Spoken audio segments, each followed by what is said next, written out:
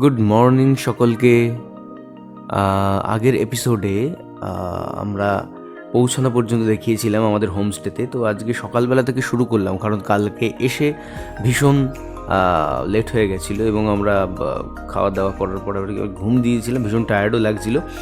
চলো আজকে প্রথমে শুরু করি আমাদের রুম ট্যুর। আমাদের রুমটা ভীষণ ভীষণ ভালো লেগেছে এবং খুব ওয়েল ডেকোরেটেড। আসবাবপত্রগুলো বেতের তৈরি ছিল, তো ভীষণই ভালো ছিল এবং এসি রুম ছিল অবশ্যই, এবং ওয়াশরুমও খুবই সুন্দর ছিল, পরিষ্কার পরিচ্ছন্ন, ভীষণই ভালো ছিল। তোমরা চাইলে যেতে পারো, আমি পরে কন্ট্যাক্ট নাম্বার দিয়ে দেবো এবং তোমরা চাইলে আমার সঙ্গে যোগাযোগ করতে পারো। তো সকালে ব্রেকফাস্টটা দেখানো হয়নি, ব্রেকফাস্ট করে আমরা বেরিয়ে পড়েছি গাড়বাসিনী পাহাড়ের উদ্দেশ্যে। তো এটাতে আমরা ট্রেক করব। তো আমরা রেডি হয়ে গেছি, একজনের হাতে দেখতেই পাচ্ছ লাঠি, আর এই যে আমার সঙ্গে রয়েছে আমাদের পুচকে।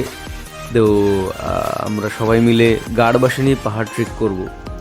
তো দারুণ একটা অনুভূতি, দারুণ দারুণ এক্সপিরিয়েন্স আমরা গ্যাদার করেছি এই সমগ্র ট্যুরটাতে। আমি চাইবো তোমরাও এখানে এসো, একদিন বা দুদিনের জন্য আসতেই পারো, এবং কলকাতা থেকে খুব বেশি দূরও নয় এবং ঝাড়গ্রামের কাছেই।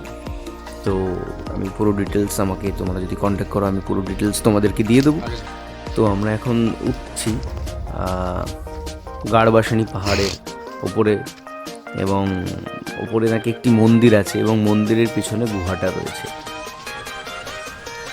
আমরা এখন ছোট ছোট পায়ে আর কি উঠছি, কি অপূর্ব লাগছে চারিদিকের দৃশ্য। এবং আমার ওই এন্ট্রান্সটা পেরোনোর পর এই জায়গাটায় এসে আমার একটা আলাদা অনুভূতি এসছে, যে আশেপাশে জঙ্গল থেকে শুরু করে এবং দারুণ একটি পরিবেশ আমরা পেয়েছি। এবং এরকম পাথরের জমির ওপর দিয়ে এই যে আমরা সকালবেলা প্রত্যেকের হাতে রেনকোট এবং জলের বোতল এগুলো সবই আছে। এবং আমিও বলবো, তোমরা যদি এই ভিডিও দেখে কখনো তোমরা এখানে যাও, তো হাতে একটি করে জলের বোতল ক্যারি করতে পারো, নাহলে কষ্ট তো অবশ্যই হবে, কিন্তু কষ্টের পরে আনন্দও আছে। এই যে সেই মন্দির, মহাকালীর মন্দির ছিল। তো ওপরে আমরা উঠলাম, ওপরের দৃশ্যটাও দেখলাম, দেখার পরে আমরা আবার নিচে নামতে শুরু করে দিয়েছি। তো আমরা গেছিলাম বর্ষার সময়, ওই জন্য আমাদের সবার হাতে একটি করে রেনকোটও ছিল। তো আর চাইলে তোমরা কিছু খাবার বা কোনো বিস্কুট প্যাকেট বা অন্য কোনো কিছু নিয়ে আসতে পারো, কারণ হয়তো অনেকেই আছে যাদের খিদে পেয়ে যেতে পারে। আমি তো নিয়ে উঠেছিলাম, আমার কাছে জলের বোতলও ছিল এবং বিস্কুটের প্যাকেটও ছিল। তো তারপরে ওখান থেকে আমরা আবার বেরিয়ে পড়েছি আমাদের হোমস্টের উদ্দেশ্যে, আমরা যেখানে আছি। তো সেখান থেকে এটা বেশি দূর ডিস্ট্যান্সে না, বেশি দূরত্বেও না, একদমই কাছে। তোমরা কেউ যদি চিনতে না পারো, তো ওখানে লোকাল কারোর কাছে জিজ্ঞাসা করলে তারা বলে দেবে। এবং এই পাহাড়ে ওঠার দুটো রাস্তা আছে, আমরা যে রাস্তা রয়েছে এই রাস্তাটা ভীষণই ভালো, এবং আমরা এখন যেখান থেকে যাচ্ছি এদিক থেকেও একটি রাস্তা আছে, কিন্তু সেই রাস্তাটা অত্যন্ত খারাপ, এখান থেকে উঠতে তোমাদের অনেক কষ্ট হবে। তো আমরা অফরোডিংয়েরও মজা নিয়েছি, দেখতেই পাচ্ছ রাস্তা দেখে যে আমরা অফরোডিংও করেছি। এবং সকালের পরিবেশ অপূর্ব। সকালে বর্ষা হওয়ার পরে যে ঠান্ডা একটা আবহাওয়া যে অনুভব করছিলাম, দারুণ, অসম্ভব সুন্দর লাগছিল আমাদের এই পুরো জার্নিটা।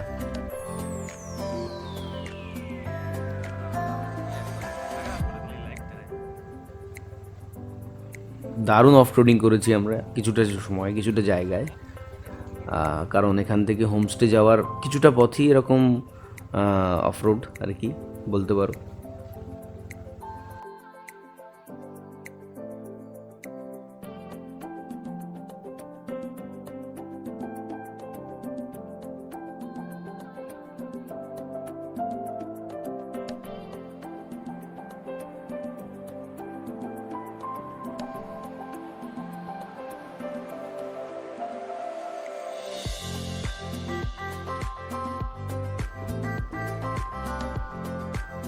তো আমাদের হোমস্টে যাওয়ার কিছু দূর আগেই কি অপূর্ব দৃশ্যটা তোমরা দেখতেই পাচ্ছ। এরকম দৃশ্য যদি পাওয়া যায় আর কিছু চাই না। দুপাশে ধান ক্ষেত এবং পেছনের দিকে পাহাড়, এবং আকাশটা মেঘে প্রায় ঢেকে গেছে অর্ধেক।